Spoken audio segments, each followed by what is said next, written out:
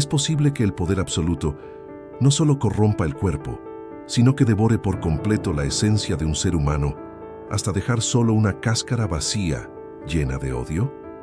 Imaginen por un momento que pueden sentir el peso del aire en la antigua Roma, un aire cargado de incienso, sudor de legiones y el olor metálico de la sangre que nunca terminaba de secarse en las calles. Bienvenidos de vuelta a Historias Cabronas. Hoy no vamos a recitar las fechas áridas y aburridas que los profesores de historia te obligaban a memorizar. Hoy vamos a realizar un descenso sin frenos a los sótanos más oscuros, húmedos y aterradores de la psique humana. Vamos a hablar de un hombre cuyo nombre se convirtió en un sinónimo eterno de la depravación: Cayo Julio César Germánico. Pero el mundo, en su ironía más cruel, lo recuerda por un apodo infantil que él llegó a detestar con cada fibra de su ser: Calígula. Antes de que cierres los ojos y te sumerjas en esta crónica de locura, quiero que visualices a un niño pequeño, de apenas 3 años, que no entiende de política ni de conspiraciones de senadores. Este niño está vestido con una armadura en miniatura, hecha de cuero fino y bronce pulido.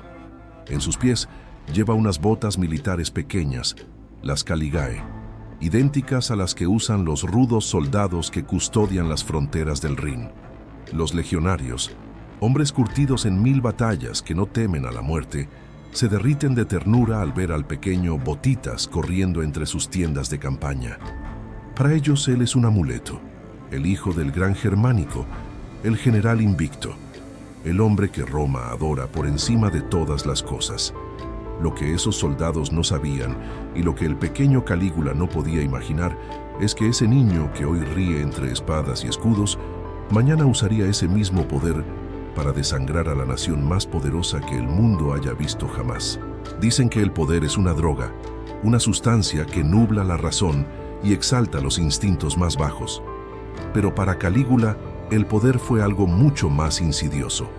Fue un veneno de acción lenta que se filtró en su torrente sanguíneo desde la cuna. Su infancia no fue una de juegos y risas, sino de supervivencia pura y dura.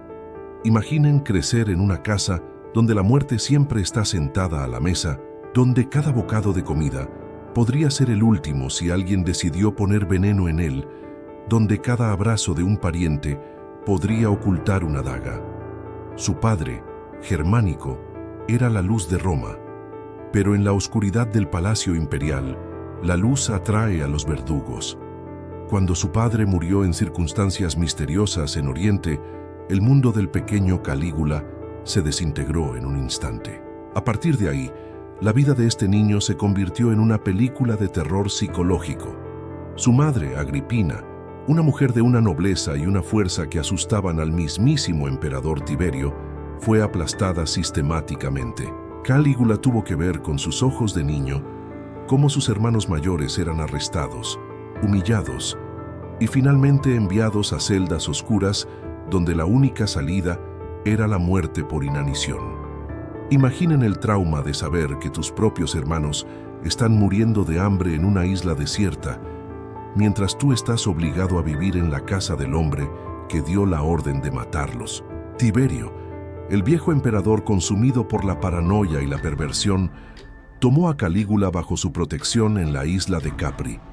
Fue una invitación que no era más que una cadena de oro. En Capri, entre los acantilados escarpados y las villas lujosas que miraban al mar, Calígula aprendió la lección más importante y destructiva de su vida: la simulación total. Para sobrevivir, tuvo que convertirse en el mejor actor de la historia. Tenía que sonreírle a Tiberio, el asesino de su familia. Tenía que servirle el vino, reírse de sus chistes crueles y participar en sus orgías depravadas sin mostrar un solo rastro de resentimiento. Si Calígula hubiera mostrado una sola lágrima por su madre o un solo gesto de rabia por sus hermanos, Tiberio lo habría mandado a despeñar por los acantilados en ese mismo momento. Esa represión absoluta de los sentimientos humanos, esa necesidad de amputarse el alma para mantener el cuello intacto, es lo que creó el vacío donde más tarde crecería el monstruo. Se decía en la corte que nunca hubo un mejor esclavo ni habría un peor amo. Calígula estaba acumulando un odio que necesitaba un imperio entero para ser drenado. Cuando Tiberio finalmente murió en el año 37, el alivio en Roma fue tan grande que la gente lloraba de alegría en las plazas. Pensaban que el joven de 24 años, el hijo de su amado Germánico, traería la primavera después de un invierno de décadas, y al principio, Calígula cumplió. Quemó los expedientes de traición de Tiberio, liberó a los presos, bajó los impuestos y devolvió la dignidad al Senado. Fue una luna de miel que duró 8 meses maravillosos, pero entonces la sombra regresó. Una enfermedad misteriosa, una fiebre que lo mantuvo entre la vida y la muerte durante semanas, lo cambió para siempre. Cuando Calígula abrió los ojos después de ese delirio, el hombre que Roma amaba ya no estaba allí. Lo que se levantó de esa cama de hospital fue una criatura que ya no se sentía humana, una entidad que creía haber cruzado el umbral de la muerte y haber regresado convertida en un dios. Y un dios no tiene que rendir cuentas a nadie, ni seguir las leyes de la moral, ni sentir compasión por los simples mortales que caminan bajo sus pies. La transformación de Calígula no fue solo un cambio de humor, fue la demolición total de la realidad tal como Roma la conocía. Imaginen el Palacio del Palatino, una estructura de mármol que debería representar la estabilidad de la nación, convertida ahora en una jaula de cristal donde todos eran observados por un depredador que nunca dormía. Calígula comprendió rápidamente que el respeto es una moneda débil, pero el terror es un metal que nunca se devalúa. Tras recuperarse de su enfermedad, su primera gran obra no fue un acueducto ni un templo para el pueblo, sino la construcción de una atmósfera donde la lógica no existía. ¿Cómo se controla a los hombres más poderosos del mundo? Rompiendo aquello que más valoran, su dignidad y la seguridad de sus hogares. Aquí es donde entra el aspecto más oscuro de su gobierno, lo que muchos historiadores han llamado, a falta de una palabra mejor, su harén personal. Pero no se equivoquen, no piensen en un lugar de placer y seda. El harén de Calígula era un instrumento de tortura psicológica. Nicolás imagina la escena: un banquete imperial donde el lujo llega a ser ofensivo. Los manteles son de púrpura tiria, las lámparas de aceite desprenden aromas traídos de los confines de la India, y la comida es tan abundante que se desperdicia más de lo que se consume. En esa mesa están sentados los senadores, los hombres que escriben las leyes, junto a sus esposas e hijas. El aire está tan tenso que se podría cortar con una daga. Calígula no cenaba, él acechaba. Se paseaba por detrás de sus invitados, tocando el hombro de uno, susurrando al oído de otro mientras sus ojos gélidos recorrían los rostros de las mujeres presentes. Sin previo aviso, elegía a una de ellas, la esposa de un senador de alto rango, y la llevaba a una habitación contigua. El resto del banquete debía continuar en un silencio sepulcral. Nadie se atrevía a dejar de comer, nadie se atrevía a mirar al marido humillado. Cuando Calígula regresaba, se sentaba de nuevo a la mesa y con una calma aterradora empezaba a describir frente a todos los invitados los detalles más íntimos del encuentro, alabando o criticando el cuerpo de la mujer como si fuera una pieza de ganado comprada en el mercado. Esta era la verdadera Historias Cabronas, el momento en que el poder absoluto le quita a un hombre la capacidad de proteger a su propia familia. Calígula no buscaba placer sexual, buscaba el placer de la sumisión total. Quería que todos en Roma supieran que nada, ni siquiera el honor de una esposa, estaba fuera de su alcance. Pero su delirio no se detuvo en las alcobas. Si él era un dios, el mundo material debía doblarse ante sus caprichos, sin importar el costo humano o económico. Roma, que bajo Tiberio había acumulado una fortuna de casi 3.000 millones de sestercios, vio cómo su tesoro se evaporaba en meses. Calígula decidió que el mar era un obstáculo indigno para un hombre de su estatus. Mandó construir un puente de barcos que unía las ciudades de Baiae y Puteoli, una distancia de más de 5 kilómetros sobre el mar abierto. No era un puente para el comercio, sino un puente para su vanidad. Durante 2 días, Calígula cabalgó sobre las aguas, vestido con la supuesta armadura de Alejandro Magno, celebrando banquetes en medio del océano sobre plataformas flotantes. Mientras tanto, en las calles de Roma el precio del grano subía y el hambre empezaba a morder los estómagos de los pobres. A Calígula no le importaba. Si el pueblo tenía hambre, que comieran el espectáculo de su grandeza. Y luego estaba Incitatus. No podemos hablar de este periodo sin mencionar al animal que recibió más respeto que cualquier cónsul romano. Incitatus no era solo un caballo de carreras, era el reflejo de la locura imperial. Calígula le dio un establo de mármol fino, un pesebre de marfil tallado y un collar de piedras preciosas que valía más que una villa en el campo. Pero la locura llegó al clímax cuando el emperador decidió invitar al caballo a cenar en la mesa imperial. Los criados debían servirle al animal copos de avena bañados en oro y ofrecerle vino en copas de cristal soplado. Calígula juraba que nombraría al caballo cónsul de Roma, no porque estuviera loco de forma clínica, sino como un insulto final al Senado. Si un caballo puede ser cónsul, parecía decir, entonces sus títulos, sus leyes y sus antepasados no significan absolutamente nada. Era una bofetada en la cara de la historia romana, ejecutada por un hombre que despreciaba la humanidad porque la humanidad nunca lo protegió cuando era un niño asustado. La paranoia, esa vieja compañera de la familia de los Césares, terminó por instalarse permanentemente en su almohada. Calígula empezó a desconfiar incluso de la luz del día.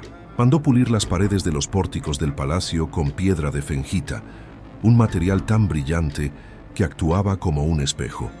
Así, mientras caminaba, podía ver constantemente lo que sucedía a sus espaldas, temiendo siempre que una sombra se convirtiera en una daga. Su sueño desapareció.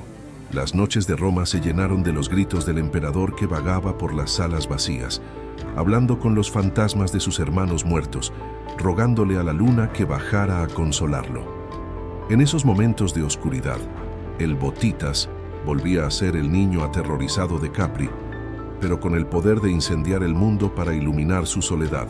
Empezó a ver enemigos en cada rincón, y su respuesta fue una purga sistemática. No necesitaba pruebas, solo un presentimiento. Senadores, generales y antiguos amigos eran obligados a suicidarse o eran ejecutados en las plazas públicas. Calígula desarrolló un gusto sádico por prolongar la agonía de sus víctimas. Su frase favorita para los verdugos era «golpéalo de tal manera que sienta que se está muriendo». Quería que el dolor fuera una experiencia consciente y lenta.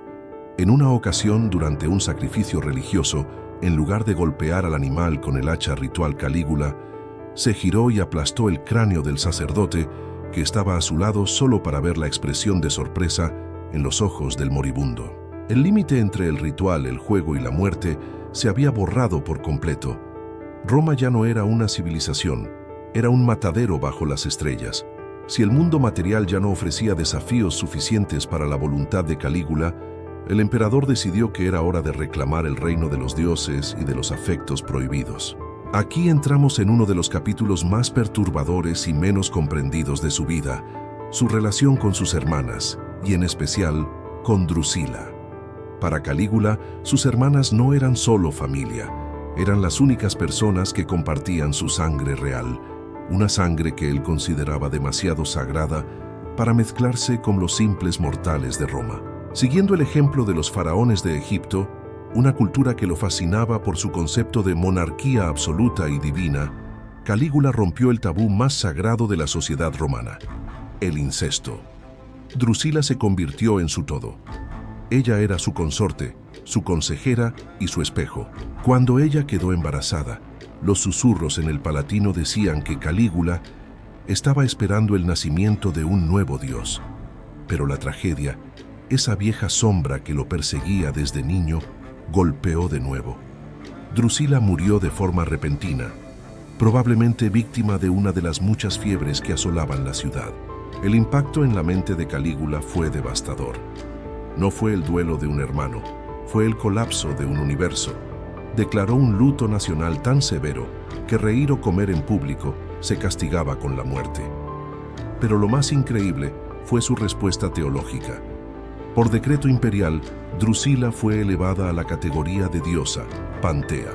Se ordenó que se le rindiera culto en todos los templos, y Calígula, en su locura, empezó a tratar a su hermana muerta como si todavía estuviera a su lado, consultándole decisiones de Estado y dejando un lugar vacío para ella en cada banquete.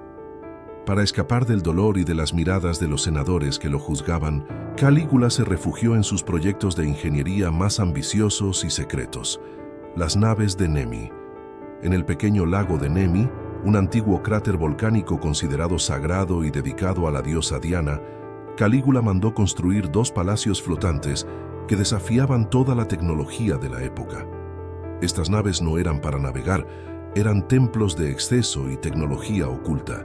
Imaginen barcos de 70 metros de largo con tuberías de plomo que llevaban agua caliente y fría a baños de mármol, suelos decorados con mosaicos de piedras preciosas y estatuas de bronce que parecían cobrar vida bajo la luz de las antorchas.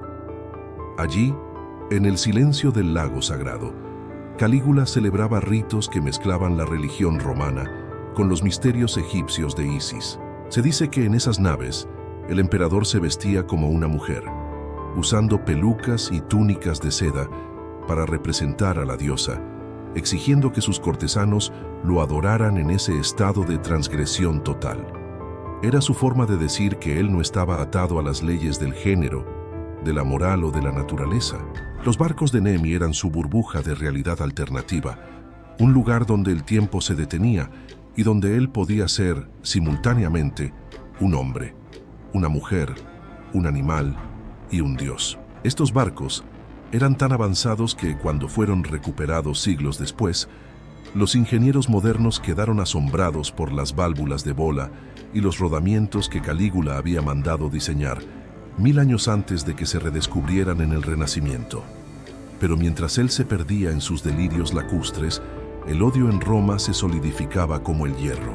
La economía del imperio estaba en ruinas. Para financiar sus caprichos y sus naves de oro, Calígula empezó a confiscar las fortunas de los nobles bajo acusaciones falsas de traición. Inventó impuestos absurdos, cobraba por cada matrimonio, por cada proceso judicial, e incluso puso un impuesto a la prostitución, registrando personalmente los ingresos de los burdeles de la ciudad. El emperador se había convertido en un extorsionador con corona. La paranoia llegó a niveles insoportables. Empezó a desconfiar de sus propios generales, hombres curtidos en la guerra que no soportaban ver a un joven disfrazado de Venus burlándose de sus cicatrices. Calígula, sintiéndose vulnerable, creó una guardia personal de mercenarios germanos, hombres gigantes que no hablaban latín y que solo respondían a su voluntad personal, sin ninguna lealtad a las tradiciones de Roma. Estos gigantes caminaban por el palacio como sombras de pesadilla, listos para estrangular a cualquiera que el emperador señalara con su dedo enjollado. Las noches de Calígula eran ahora un campo de batalla psicológico. Tenía visiones de sus hermanos muertos, especialmente de Drusila, que lo llamaba desde el inframundo. Se dice que mandó construir una máquina que imitaba el sonido del trueno para poder responderle a Júpiter durante las tormentas. Caminaba por los pasillos con una espada en la mano, golpeando las cortinas y las sombras, convencido de que las paredes conspiraban contra él. En una de esas noches de insomnio, convocó a los cónsules a las 3 de la mañana para que lo vieran bailar una danza frenética y grotesca antes de enviarlos de vuelta a casa sin decir una palabra. Ya no buscaba gobernar, buscaba demostrar que podía convertir la vida de todos en una pesadilla interminable. Cuando un hombre cree que ha conquistado la voluntad de los mortales, su ego hambriento y deforme busca nuevos enemigos que estén a la altura de su supuesta divinidad. Calígula, el niño que jugaba a ser soldado, decidió que ya no le bastaba con aterrorizar a Roma. Ahora quería humillar a la naturaleza misma. En el año 40 d.C., marchó con sus legiones hacia las costas de la Galia, frente al Canal de la Mancha. Los soldados, veteranos de guerra que esperaban una invasión gloriosa hacia Britania, se encontraron con una de las escenas más surrealistas y cabronas de la historia militar. Imaginen a miles de hombres armados hasta los dientes, con los escudos en alto y las espadas desenvainadas, frente a un mar embravecido. Calígula, montado en su caballo y vestido con la armadura que decía pertenecer a Alejandro Magno, ordenó que las máquinas de guerra, las catapultas y las ballestas fueran desplegadas en la arena, apuntando hacia las olas. De repente, el silencio fue roto por un grito imperial. ¡Ataquen! Los soldados, confundidos y aterrados por la locura de su líder, empezaron a apuñalar el agua y a disparar flechas contra la espuma del mar. Calígula declaró que el dios Neptuno había sido derrotado y, como botín de guerra, ordenó a sus hombres que recogieran conchas de la playa y las guardaran en sus cascos. El botín del océano lo llamó. Aquellos hombres que habían conquistado naciones regresaron a Roma cargando conchas, sintiendo una vergüenza que quemaba más que cualquier herida de batalla. Calígula no estaba loco en el sentido de perder la razón. Estaba cuerdo en su deseo de demostrar que podía obligar a un ejército entero a participar en su delirio. Pero mientras el emperador jugaba a ser el conquistador de los mares, en el corazón de Roma, el sistema social se estaba pudriendo desde la cabeza. Calígula llevó la humillación de la aristocracia a un nivel industrial. No le bastaba con llevarse a las esposas de los senadores durante las cenas. Decidió institucionalizar la degradación. Transformó una de las salas más lujosas del Palacio Imperial en un burdel público, pero con un giro perverso. Las cortesanas eran las matronas más nobles de la ciudad, las hijas de los linajes que habían fundado la República. Nicolás, visualiza la oscuridad de este acto. El emperador enviaba a sus cobradores a los mercados y a las plazas para invitar a los ciudadanos a disfrutar de la hospitalidad del César. Los hombres pagaban una tarifa que iba directamente al tesoro personal de Calígula, mientras él se paseaba por los pasillos del burdel palaciego, disfrutando del llanto silencioso de las mujeres y de la rabia impotente de sus maridos que estaban obligados a presenciar la escena o a morir. Incluso prestaba dinero con intereses usureros a los nobles para que pudieran pagar por los servicios en su propio palacio, atrapándolos en una red de deuda y deshonra de la que no había escapatoria. Era una economía basada en el dolor, donde el emperador funcionaba como el mayor proxeneta de la historia romana, riéndose de las leyes de castidad que sus antepasados habían grabado en piedra. La crueldad de Calígula se volvió tan refinada que empezó a experimentar con el concepto del tiempo y la esperanza. Solía invitar a senadores que él mismo había condenado a muerte a jugar a los dados o a compartir una copa de vino, fingiendo que la sentencia había sido un error. Los hombres, aferrados a la posibilidad de vivir, reían con él, le agradecían su clemencia y brindaban por su salud. Minutos después, mientras el senador se retiraba a su casa creyéndose a salvo, Calígula hacía una señal a sus guardias germanos para que lo degollaran en el jardín. «No hay nada más dulce», decía el emperador, «que ver la luz de la esperanza apagarse en los ojos de un hombre que cree que ha engañado a la muerte». El Palacio del Palatino se convirtió en un laberinto donde la arquitectura misma servía a la paranoia. Calígula mandó construir pasadizos ocultos y mirillas detrás de los tapices. Pasaba horas escuchando las conversaciones de sus sirvientes, buscando cualquier rastro de deslealtad. Su desprecio por el Senado llegó al punto de que prohibió a los senadores correr al lado de su carro. Debían hacerlo a pie, vestidos con sus togas pesadas, mientras él galopaba bajo el sol, riéndose de ver a los ancianos líderes de Roma sudando y tropezando en el polvo. Incluso la religión se convirtió en una parodia. Calígula se presentaba en público disfrazado de diversas deidades. Un día aparecía con el tridente de Neptuno, otro con la maza de Hércules, e incluso se vestía con las vestiduras de la diosa Venus, con joyas y pelucas, exigiendo que se le rindiera el mismo culto en cualquier forma.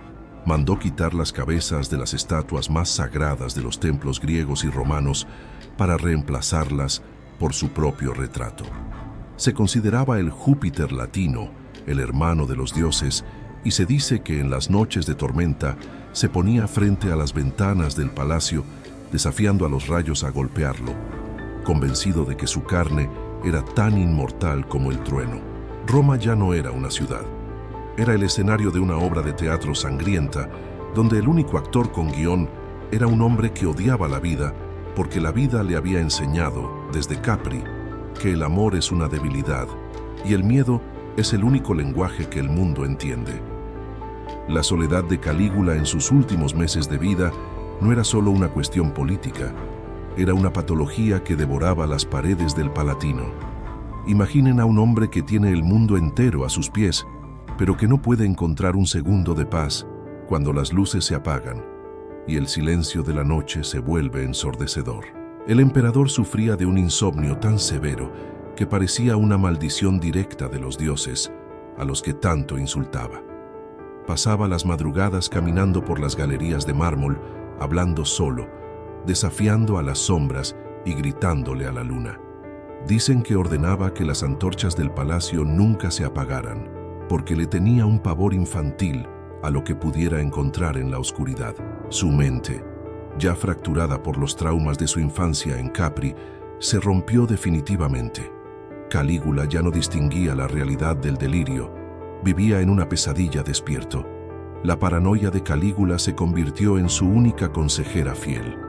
Empezó a ver traición en el brillo de cada mirada y conspiraciones en el silencio de cada siervo.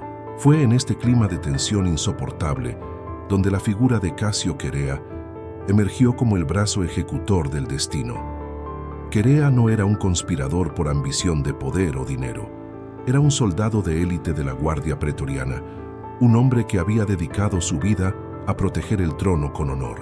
Pero Calígula, en su sadismo sin límites, eligió a Querea como su blanco favorito para sus burlas más crueles.